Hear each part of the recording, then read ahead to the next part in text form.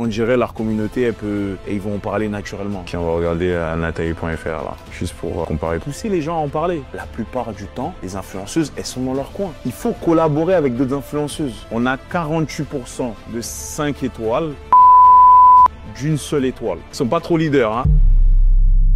Salut tout le monde et bienvenue dans cette vidéo 100% analyse dans laquelle je vais enfin analyser la marque Mila Matcha d'Andiela. Il faut savoir que suite à la première vidéo analyse que j'avais faite sur la chaîne, celle de Océane, il y a eu énormément de personnes qui m'ont demandé est-ce que tu peux faire Andy avec sa marque Mila Matcha, etc.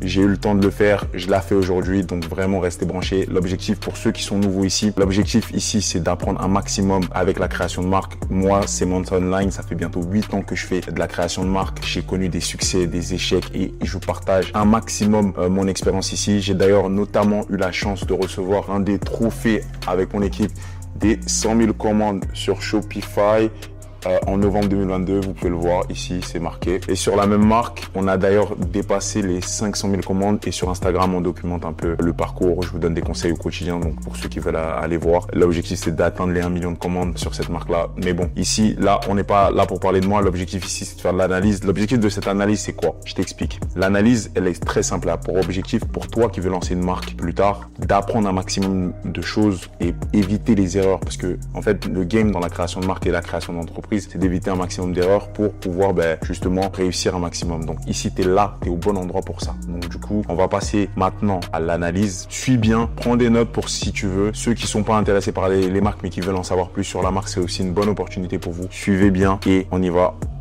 Let's go. Premièrement, on va présenter l'influenceuse qui est fondatrice de la marque Mila Matcha. Donc ça on dit, une influenceuse française reconnue pour son contenu lifestyle et bien-être. Elle a fait énormément de challenges, etc. pour monter. Elle est là depuis assez longtemps. Elle a un peu, moi je trouve qu'elle a été très intelligente puisqu'elle a réussi à combler un vide sur la plateforme de l'influence avec toutes les grosses têtes qui faisaient énormément de pauses. Si tu regardes vraiment l'ensemble des grosses têtes du YouTube game français actuellement, pendant 1 an ou 2, ces 2 dernières années, si tu regardes leurs constantes, elles sont un peu moins actives et elles font moins de bruit par rapport aux garçons, si on doit comparer par rapport aux garçons, que ce soit les Inox, etc. Eux qui sont très présents, ultra présents même, je dirais. Elle a profité de ça avec une stratégie notamment de 2 vidéos par semaine. Moi, j'ai pu analyser un peu et j'ai pu voir donc 2 vidéos par semaine qui l'ont permis de monter à plus de 600 000 abonnés sur YouTube. Donc d'abord, avant tout, c'est une YouTubeuse. Par la suite, elle a bâti son audience sur Instagram. Donc il y a 325 000 aussi qui sont arrivés sur Instagram, etc. Il y a aussi une présence sur TikTok qui est bien. Donc moi, je dirais son parcours. Je vous ai un peu énuméré un peu son parcours là. Tout au long de ses vidéos, de ses contenus, etc. Elle partage du lifestyle. Comme vous savez, elle a fait des expériences, des tests, etc. Elle a aussi partagé la passion pour le matcha qui a été transmise par sa mère. Donc dès son enfance. Donc ça, c'est super important. En règle générale, ses contenus sont plutôt axé bien-être. Donc voilà, elle partageait aussi les bienfaits du matcha avec sa communauté. Et en gros, en règle générale, elle est très investie dans ses projets. Donc elle a fait beaucoup de challenges. Elle a une forte autorité aussi avec sa communauté du fait qu'elle se casse la tête un peu à faire des concepts. Moi d'ailleurs, la première vidéo que j'ai vue d'elle, c'était une vidéo où elle faisait un truc d'Uber, je crois, un truc comme ça. Et c'était il y a longtemps, c'était il y a très longtemps. Je crois que j'étais tombé sur ça. J'avais vu. La force, elle a une communauté du coup fidèle et engagée. La communauté est très réceptive à ses recommandations puisque elle expérimente beaucoup de choses. Elle a un storytelling authentique. Elle partage sa quotidien, ses passions, etc. Elle s'exprime, elle parle beaucoup avec la communauté. Donc ça, c'est très intéressant et c'est très bien. Là maintenant, elle s'est diversifiée avec, au lieu de faire que des placements de produits, comme beaucoup, c'est très important. On sait très bien que les placements de produits et l'influence ne suffisent pas. Le mieux, c'est d'avoir le contrôle de ses revenus, de ses finances, en créant une marque. Voilà, elle s'est diversifiée en devenant une fondatrice. Donc voilà. Je vais présenter un peu Mila Matcha. Le concept global, c'est tout simplement pour ceux qui ne connaissent pas, parce que il y en a plein qui ne connaissent pas le matcha. Il faut savoir que le matcha, c'est une boisson, c'est des thés. Tu vois, d'habitude, normalement, le thé, on le met sous forme de sachet. Là, le thé, il est fait de manière différente et c'est originaire de base du Japon. Donc voilà, c'est originaire de base du Japon. Les Japonais, que ce soit pour des rituels ou des trucs comme ça, ils en consommaient. Je suis pas un expert de matcha, mais c'est ce que je sais que je dis par rapport à ce produit-là. Donc du coup, comme je l'ai expliqué, elle le buvait souvent, elle le partageait énormément avec sa communauté dans ses vidéos. Donc elle incitait pas mal de personnes à boire du matcha. En fait, la plupart des retours des personnes qui venaient la voir quand ils buvaient du matcha, ils disaient « c'est dégueulasse ». Comme moi, la première fois que j'ai bu du matcha, et même j'en bois jamais. J'aime pas ça. Je trouve ça pas bon. D'accord? Il y a un goût amer, etc. T'as l'impression que c'est un goût de gazon, limite, hanté, etc. Mais bon. Ici, c'est pas, le but, c'est pas de juger le matcha. Chacun ses goûts. Et du coup, elle s'est positionnée avec un angle différent en essayant de donner un concept nouveau au matcha, un concept innovant au matcha, en essayant de résoudre un problème. On sait qu'on a le matcha qui est en pic sur Google Trends. Si on regarde les recherches du matcha, on va aller sur Google Trends et on va taper matcha les 12 derniers mois déjà, dans un premier temps. On voit que le volume de recherche, il est constamment en croissance. La courbe, elle est constamment en croissance, tu peux le voir ici. J'aime bien regarder sur les 5 dernières années, tu vas voir la courbe de croissance, elle est énormément haute. Ça veut dire que vraiment, comme la France adore le matcha, la France, les Français adorent le matcha, notamment à Paris. Là, ici, on voit au pack à Paris, c'est extrêmement recherché. Donc, à la fois, c'est devenu un outil un peu de lifestyle, etc. Et elle a pu saisir cette vague-là. Donc, du coup, elle, son concept, c'est de quoi? C'est de rendre le matcha encore plus accessible à énormément de personnes qui n'aiment pas. Donc, du coup, il y a une variation de goût qu'elle a créé, de saveur. Donc, il y a le cérémonie qui est le pur et traditionnel. Elle a créé le matcha vanille, goût fraise. Donc, là, le plus important avec elle, c'est que son matcha, elle a vraiment insisté sur la qualité. Donc,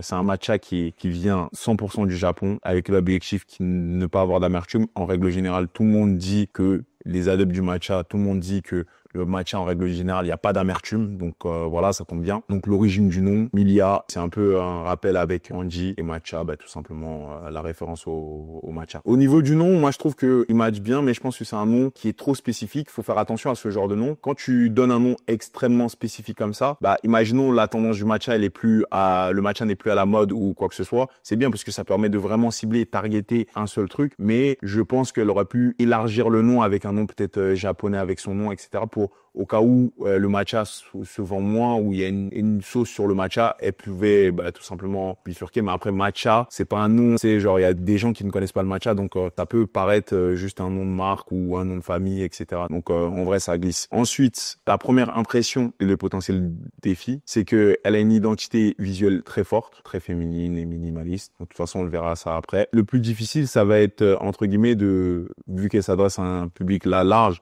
ça va être éduquer vraiment le public sur les bienfaits du matcha et de se différencier dans un marché extrêmement concurrentiel. Mais quand on se lance dans un marché très concurrentiel de la sorte, c'est très intéressant puisqu'il y a déjà un fort marché, donc tu sais qu'il y a déjà de la demande, il suffira juste d'optimiser et de résoudre un problème, ce qu'elle a très très bien fait ici déjà. On a un produit qui se vend en pagaille, un peu n'importe où, etc. Et elle est venue rajouter une touche personnelle de différenciation en résolvant un problème vraiment important, parce que toutes les filles parisiennes ou qui aiment le lifestyle un peu parisien, elles ont envie de boire le matcha parce que c'est devenu au-delà du produit juste. De vrai, il faut aimer ça. Sur cette carte-là, quand elle joue là-dessus, c'est très très intéressant et c'est très intelligent de sa part. Et on va voir maintenant l'analyse du lancement de Mila Matcha, et on va voir, là, il y a une petite vidéo moi je trouve qui est très intéressante. On va la regarder un peu ensemble pour voir un peu qu'est-ce qu'on peut faire quand on fait du bon travail avec une marque e-commerce. Milia Matcha, maintenant disponible dans le monde entier sur miliamatcha.com. Oh my god, il y a des gens qui se connectent. Oh mon dieu, deuxième commande, 5 commandes, 125 personnes sur le site, 135, 100... Oh les gars, non mais allez voir, c'est une dinguerie, comment ça monte. Ah mais attends, le comportement des clients, il y a 110 paniers actifs, 56 paniers, il y a des paiements en cours, il y a 65 paiements en cours genre. Oh mon dieu, il y a 900 personnes sur le site. C'est pas possible. Et il y a 3700 personnes sur le site. Faut savoir que 3700 personnes en live sur un site internet, c'est énorme, c'est énorme. Ça veut dire que le travail en amont, il a été bien fait. De toute façon, on va voir ça ensemble. Le volume de Shopify. Le nombre de notifs. Là, il y a 4000 personnes sur le site. Vietnam, Taïwan, Chine, Thaïlande, Japon, Finlande, Suède, Danemark, Allemagne. On va passer la barre des 2000. Ça n'a aucun sens. 2000. 30 000 vues la vidéo. Quoi 30 millions, une demi-heure? Bah non. 27. C'est monstrueux. Meilleur produit, matcha vanille. Deuxième, matcha cérémonie. Là, vous savez, là, c'est dans le mood quand tu viens de lancer ta marque, etc. Tu analyses en fait un peu les produits, elle est à fond là-dessus. Troisième, matcha fraise. Je déteste vraiment le matcha, 3 petits points. Mais tu m'as convaincu, je vais tester le tien. Oh, dur. De vanille que... Je vais tomber dans les Donc, pommes. en gros, là, ce qui est très intéressant, c'est que son lancement, il a été fait à la suite d'une vidéo YouTube, donc dans laquelle elle a partagé un peu tout le parcours, etc. C'est fort puisque je pense que ils ont vraiment eu un gros succès avec cette vidéo de lancement. Mais ça ne s'est pas fait en 2 jours. Donc on va voir un peu comment elle a fait ça. Donc voilà, dans un premier temps, il y a une stratégie de lancement basée sur un teasing long terme. Donc la stratégie de lancement, elle était basée sur un teasing long terme. Donc comment Andy Ella a-t-elle préparé son lancement? Dans un premier temps, elle a intégré le matcha de manière naturelle dans ses vidéos. C'est très important, le naturel dans ses vidéos avant le lancement. Elle a partagé sa passion, notamment l'histoire avec sa mère qui lui a transmis cet amour pour le matcha. C'est extrêmement important, le storytelling. Là, on a quelque chose qui est viable, qui est tangible et ce n'est pas du mytho, c'est du concret. C'est pas je fais ça pour rien. Il y a un vrai lien entre ce qu'elle raconte et ce qu'elle leur a proposé. D'accord? Elle n'a jamais vraiment forcé la promotion, mais elle a plutôt éduqué sa communauté sur les bienfaits du matcha à travers son quotidien. Le fait qu'elle consomme du matcha tout le temps, elle a pu vraiment le transmettre à travers son quotidien. Ça, c'est très intéressant. Là, maintenant, bon, du coup, elle a expliqué un peu plus en détail dans l'interview Forbes. Ça, si ceux qui veulent la voir, vous pourrez aller la voir. Aussi, dans cette interview, du coup, dans l'interview Forbes, elle a dit qu'elle a incité, genre, du coup, les abonnés déjà à tester déjà en amont le matcha. Ça, c'est la chose que je vous disais. De base, en fait, son teasing, il s'est construit sur toute sa carrière de youtubeuse. T'imagines, tu fais un teasing, 511 vidéos. T'imagines, c'est vraiment une dinguerie. Donc, du coup, le résultat de tout ça, c'est que son audience était déjà convaincue. Donc, il n'y avait pas besoin de rabâcher, etc. C'était vraiment, tous les astres étaient, on va dire, un peu alignés.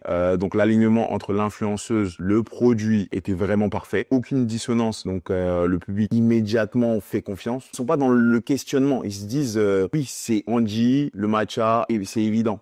Donc, on a un storytelling ultra cohérent, naturel encore une fois. Donc, l'erreur, moi, je pense que l'erreur stratégique, parce que j'ai regardé la vidéo, l'erreur stratégique, c'est au niveau du financement. Donc, le crédit bancaire, pour moi, il peut être très risqué, le crédit bancaire. Donc, commencer une marque avec 250 000 euros de crédit sur sa tête, ça peut être très difficile si, imaginons, on sait pas. Parce qu'il faut savoir que l'e-commerce, c'est pas du tout droit non plus. Il y a des fois où il y a des bugs, il y a des fois où il y a des choses qui sont imprévues, qui arrivent de manière surprenante. Donc voilà, prendre un crédit pour un lancement de départ, pour en avoir une grosse, tu vois, en vrai de vrai. Moi, ce que je dis, il y a des alternatives plus intelligentes. Donc faire soit un petit stop, soit faire des précommandes pour autofinancer la production. Donc les gens, ils vont savoir que si t'as pas beaucoup de budget, tu fais acte de transparence, preuve de transparence et tu leur expliques. Ils vont vraiment pouvoir suivre. Donc pourquoi les précommandes aurait été peut-être certainement une meilleure option. On va limiter avec les précommandes les risques financiers, d'accord? Ensuite, on produit seulement ce qui est commandé. Donc ça veut dire que il n'y a pas de gaspillage. Ça, c'est important aussi. On crée un effet FOMO.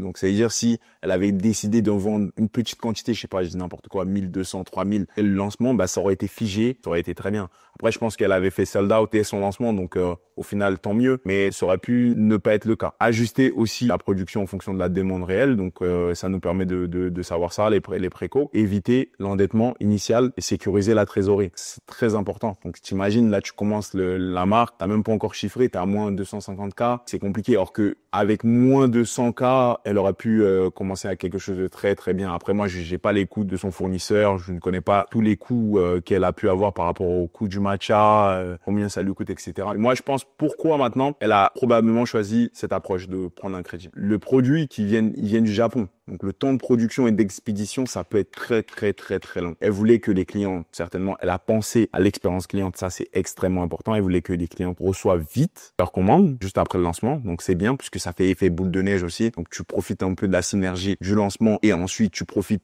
du fait que les gens, ils reçoivent le truc, donc ils en parlent, puis qu'il y a le buzz du lancement et en même temps, ça continue, etc. derrière. Donc, c'est un peu un win-win, en fait. Tu profites de la synergie. Donc, maintenant, analysons la marque et son positionnement. En termes de branding, on est sur quelque chose de très minimaliste. Franchement, 10 sur 10, moi j'aime bien ça. On prend pas de risques. On arrive dans une industrie. Ok, on veut casser les codes de l'industrie parce qu'il faut savoir que les sites, en règle générale, de matcha, c'est des sites de vieux. C'est des sites qui n'ont pas de peps. C'est des sites, vraiment, on dirait qu'ils vendent vraiment du gazon, tu vois. Et là, elle rapporte cette fraîcheur. Mais cette fraîcheur, elle est réfléchie puisque elle match avec sa communauté. Elle match avec les personnes qui, de base, n'aiment pas le matcha. Donc, on a quelque chose de très intéressant ici. Donc, ce qui a rendu le lancement encore plus efficace, bien entendu, donc comme je l'ai dit, le branding, très féminin, inspirant, un produit simpliste, ultra facile à marketer, puisque elle avait déjà fait le marketing juste pendant, je pense, 200 vidéos avant. C'est bien. Une forte cohérence entre son univers et le produit. Donc ça, y a rien à dire. Franchement, c'est du 10 sur 10. On va faire mieux. Je sais pas, si quelqu'un, je dis n'importe quoi, si vous êtes une personne, vous avez l'habitude vraiment, constamment, juste prenez l'exemple, hein. Imaginons, t'as toujours été dans un resto, que t'as toujours dit à tes potes, ce resto, c'est une dinguerie, c'est une dinguerie, c'est une dinguerie. Les jours où la personne, il va passer à côté de ce resto-là, il va dire, à chaque fois, il me parle de ça, laisse-moi goûter. C'est exactement cette sensation-là qu'elle a donnée à ses abonnés. Et en plus, le gars, il est parti goûter, il dit, non, moi, j'aime pas ça. Et au final, il s'est dit, tu sais quoi? Moi, je suis un expert de ça. Je viens à la maison, je te fais ça sans ce goût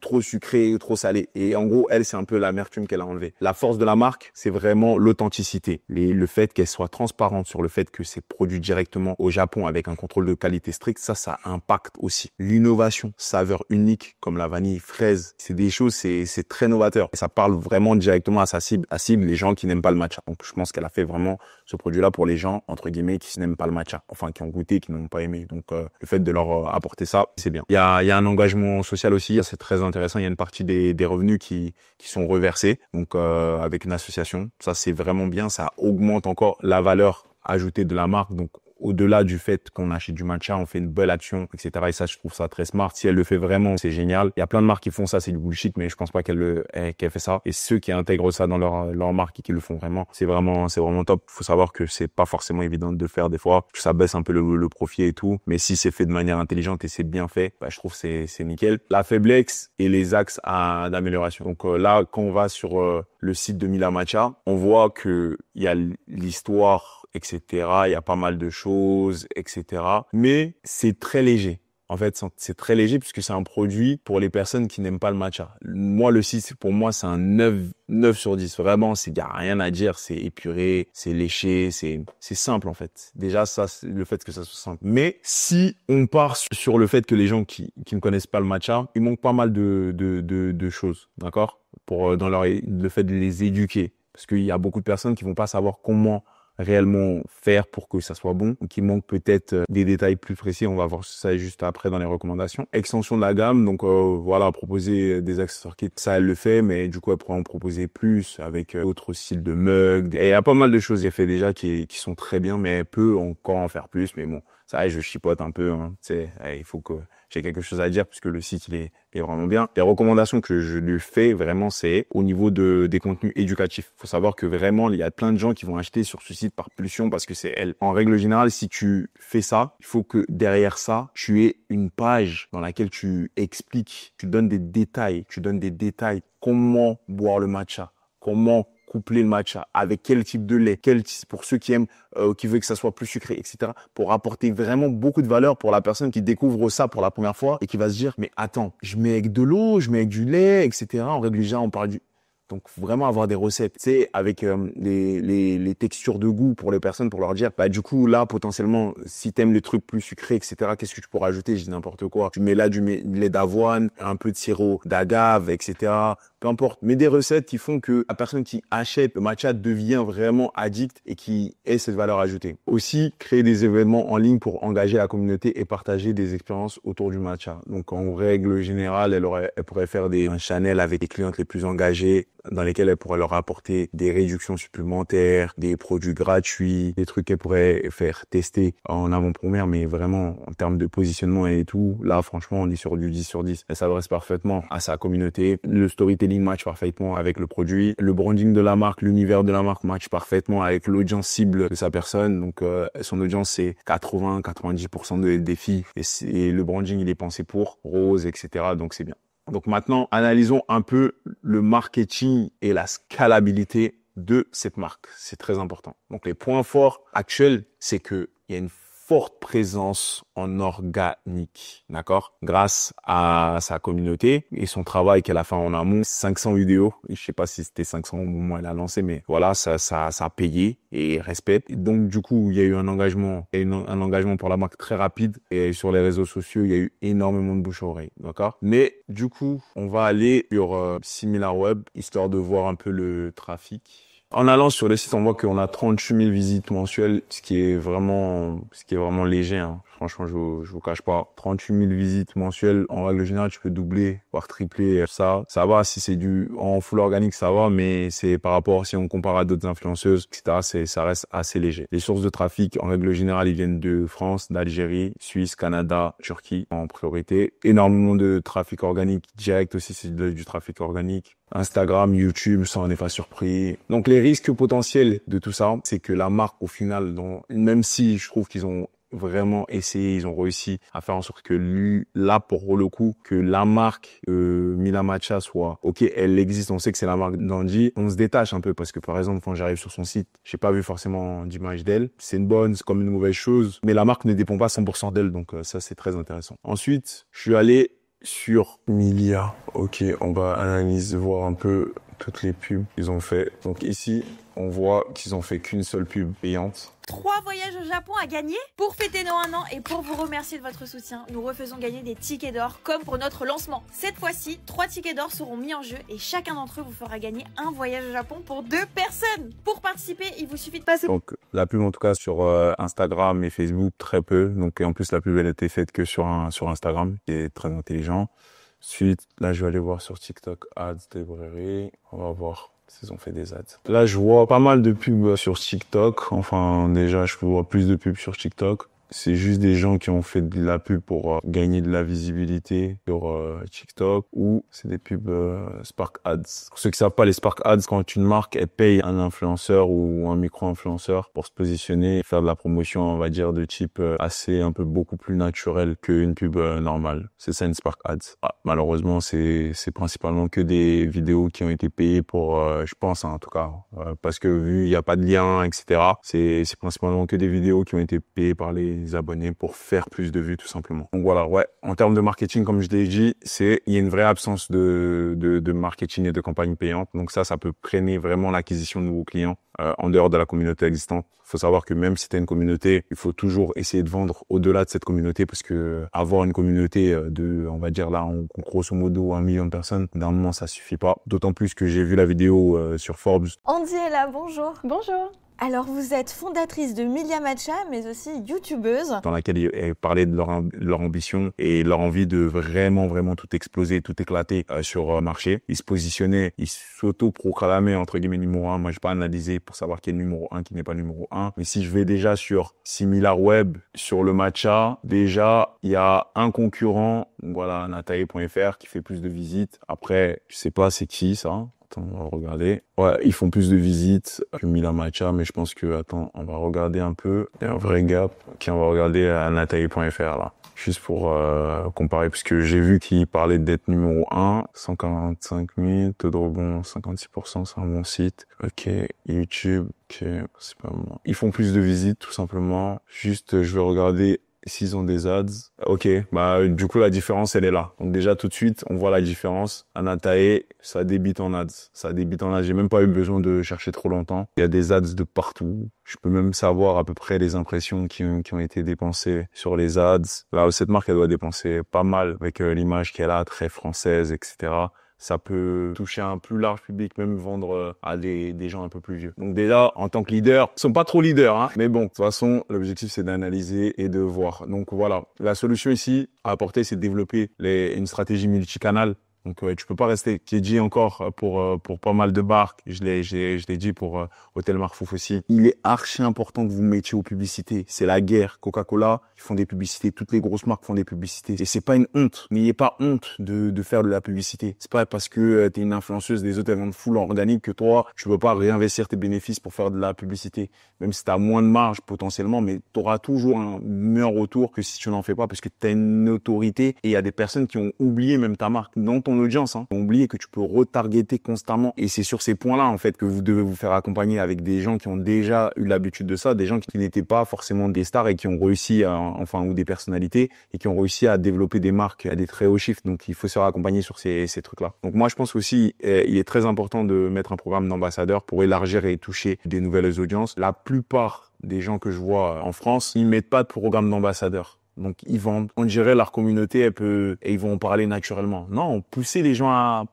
en parler, Donc Très important de diversifier les canaux de distribution aussi. Je pense qu'elle avait fait déjà avec Sephora. Il faut continuer sur cette voie-là. Ensuite, les critiques et perceptions du public. Moi, la première des choses que je fais, en règle générale, quand je vais et je vois une marque, je vais voir si elle a un Trustpilot. Sur leur Trustpilot, il n'y a que 35 avis, mais on a 48% de 5 étoiles, 37% d'une seule étoile. Qu'est-ce que ça dit? On revient sur ce que j'ai dit juste avant, sur le fait qu'il y a des personnes qui achètent par pulsion et qui ne savent pas comment donner cette texture, donner ce goût. Et vous, en tant que responsable de marque, vous devez donner toutes les possibilités à votre cible pour que justement, ils puissent se dire « Putain, j'ai acheté ce matcha, je le connais parfaitement, je kiffe. » C'est exceptionnel, etc., etc. Ok? Donc, on a des avis négatifs. Donc, là, il y a une commande 11 028 qui dit c'est la première fois que je laisse un avis négatif. Je dis que le positif, mais il y a plus de 100 € en jeu et n'ayant pas de réponse du service client. Donc, déjà, là, le service client, il est bancal. Il est bancal, bien entendu, avec des guillemets.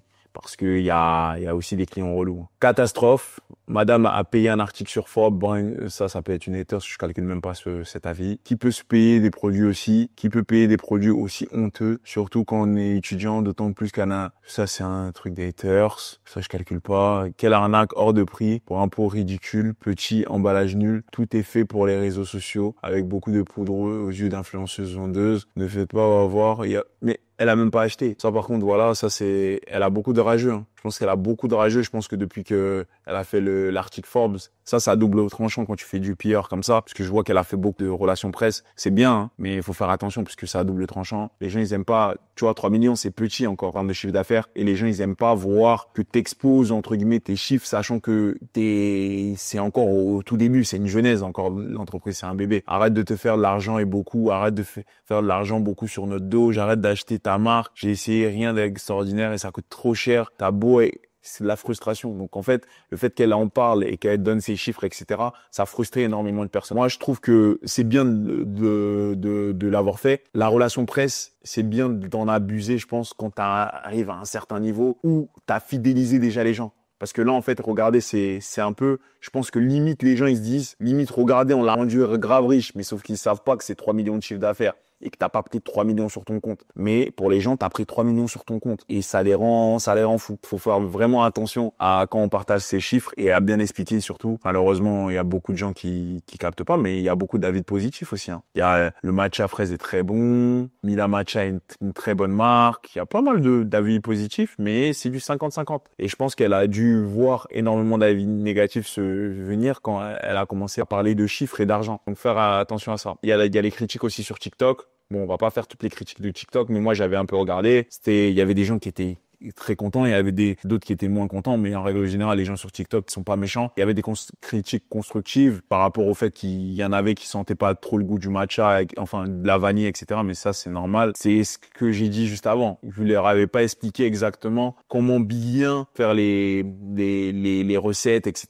Que ce soit les combinaisons avec de l'eau, chauffée, pas chauffée, etc. pour éveiller l'essence et donner plus de goût. Donc voilà. Donc la stratégie pour améliorer la perception. Ça, c'est extrêmement important. Ça, c'est une offre. C'est une dinguerie de ne pas avoir ça pour un produit comme ça. C'est offrir une offre d'essai ou des échantillons pour encourager les gens à découvrir les produits. Donc en fait, tu fais juste un discovery set que tu mets vraiment pas cher avec tous les matchas dedans pour que vraiment les personnes puissent avoir la possibilité de pouvoir découvrir un maximum de goût et pour pouvoir justement savoir si c'est bien ou si c'est pas bien. Ce Discovery Set là, tu peux le proposer sous forme de vraiment de test, hein. La personne, elle arrive, elle teste un goût, si elle est pas convaincue, elle ramène le Discovery Set, bam, t'as les remboursé. Au moins, t'as mis juste des échantillons, ce qui pour la poudre de matcha, c'est rien, mais en plus, si le client est satisfait, il rachètera. Donc, il y a une forme de récurrence qui s'installe. Communiquer sur la justification des prix en mettant vraiment en avant la qualité supérieure et le processus de production. Donc en fait, il manque cet univers-là. Il manque, comme sur Tequila, le site de Kendall, plus les processus, montrer plus le Japon, etc. Là, en fait, tu nous parles du Japon, mais on le voit pas dans le site, on le voit pas dans l'univers vraiment, comment ça se passe derrière, en backstage, etc.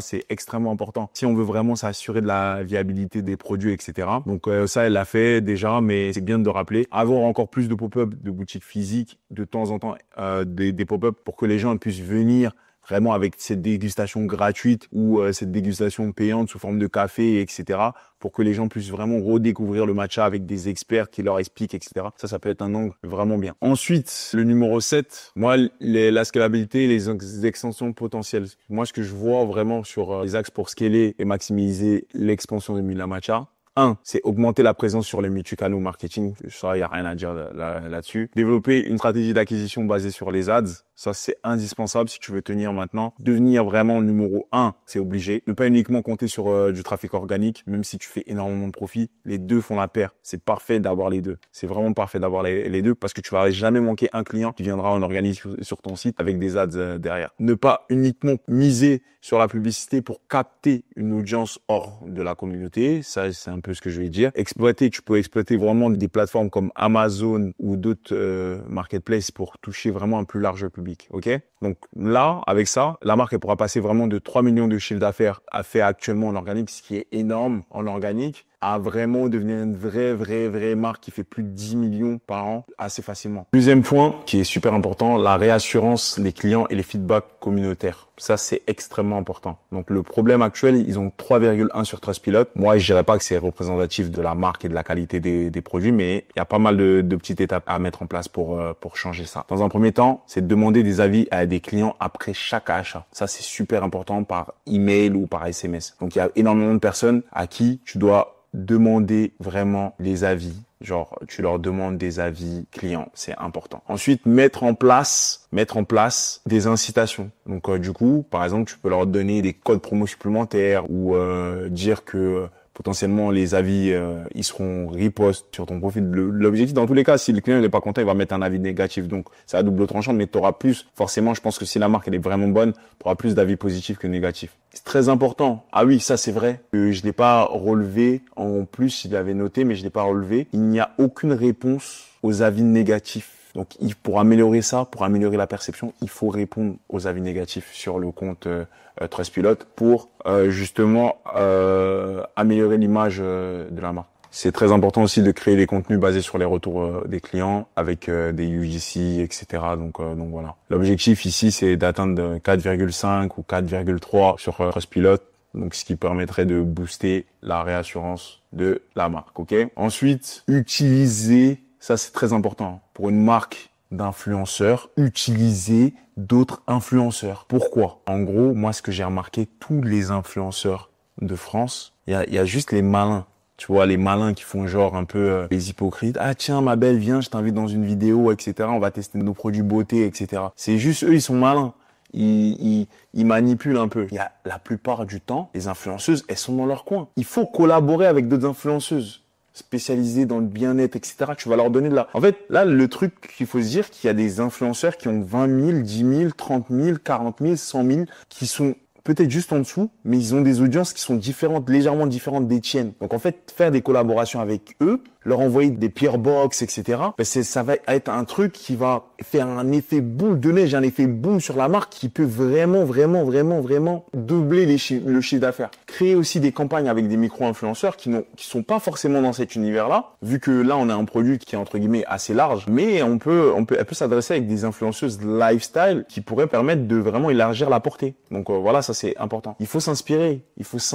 En fait, là, moi, ce que je comprends pas, c'est que personne ne le fait, or que les influenceuses américaines, elles le font toutes. Déjà, quand elles arrivent, même en France, elles prennent toutes les influenceuses françaises. Donc dites-moi en commentaire si vous voulez voir une analyse un peu stratégique par rapport à Rhode ou Rare Beauty, etc.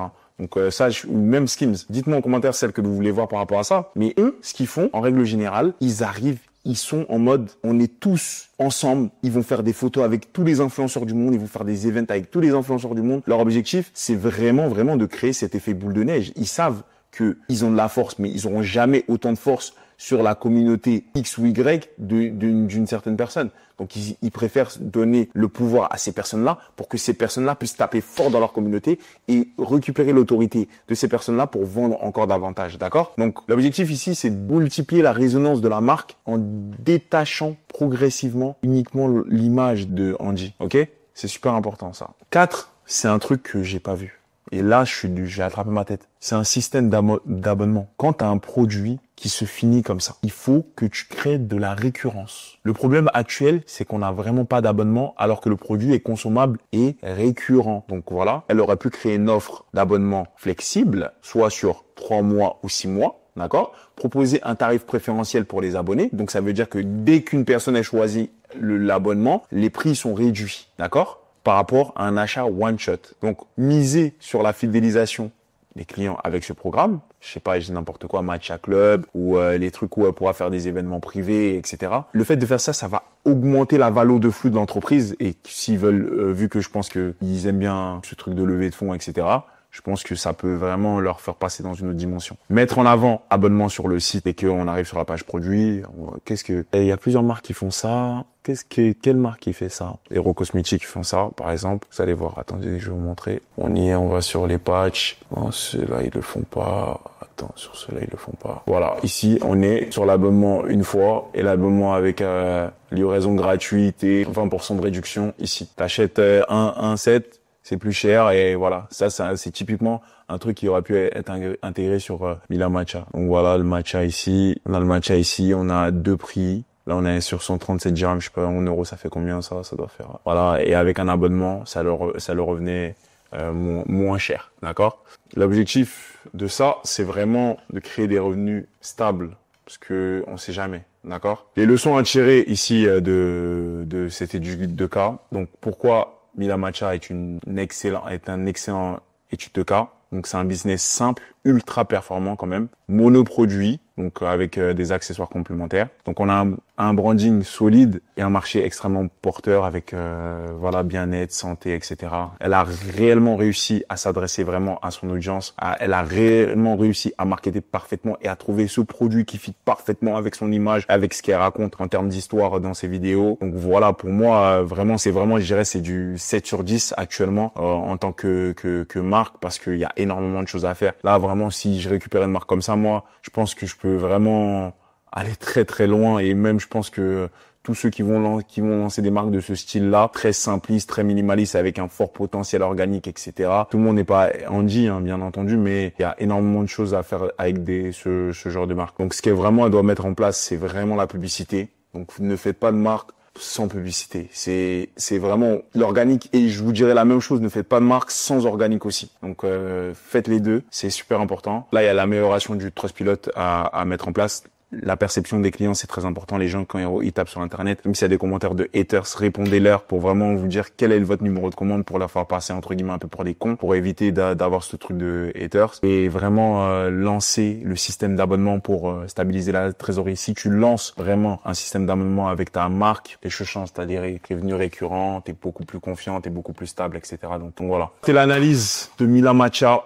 Dites-moi en commentaire autre type de marque. Si vous avez aimé la vidéo aussi, dites-moi en commentaire qu'est-ce que vous pensez aussi de cette marque-là. Est-ce qu'elle a bien fait de faire énormément de presse? Est-ce qu'elle a bien fait de bien parler de ses chiffres? Quel autre type de marque vous voulez qu'on analyse ensemble? Et voilà, on se retrouve très bientôt.